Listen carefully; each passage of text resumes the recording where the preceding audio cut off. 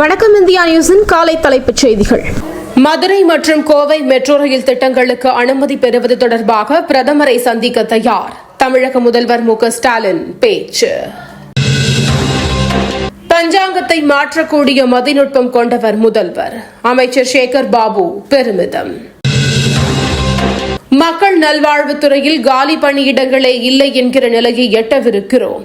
அமைச்சர் மா சுப்பிரமணியன் பேட்டி. டெட் தேர்வு விவகாரம் முதல்வர் மு.க.ஸ்டாலினுடன் அமைச்சர் அன்பில் மகேஷ் சந்திப்பு. தொழிலாளர்களுக்கு எதிரான மசோதாக்களை தொடர்ந்து ஒன்றிய அரசு நிறைவேற்றி வருகிறது. திமுக எம்பி கனிமொழி குற்றச்சாட்டு. பாஜகவில் ஒருமித்த கருத்தில்லை.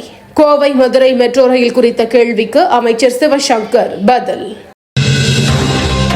என் எஞ்சிய நாட்களிலும் தமிழ்நாட்டுக்கு சேவை செய்ய விரும்புகிறேன். மதிமுக பொதுச் செயலாளர் வைகோ உருக்கம்.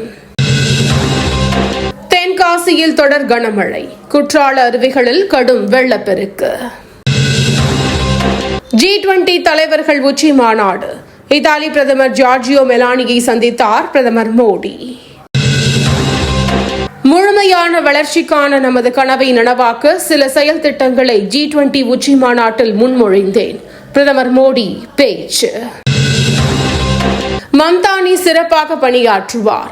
இந்திய வம்சாவளி மேயரை புகழ்ந்த ட்ரம்ப். செக் குடியரசு நாட்டில் ரயில்கள் நேருக்கு நேர் மோதி விபத்து. பலர் படுகாயம். தெற்கு அந்தமான் கடல் பகுதியில் காற்றழுத்த தாழ்வு பகுதி உருவானது. இந்திய வானிலை ஆய்வு மையம் தகவல். நெல்லை தூத்துக்குடியில் வெளுத்து வாங்கும் கனமழை. வீட்டுக்குள் முடங்கிய மக்கள். நெல்லையில் தொடர் கனமழை எதிரொலி. 2 லட்சத்திற்கும் அதிகமான வாழைகள் சரிந்து சேதம்.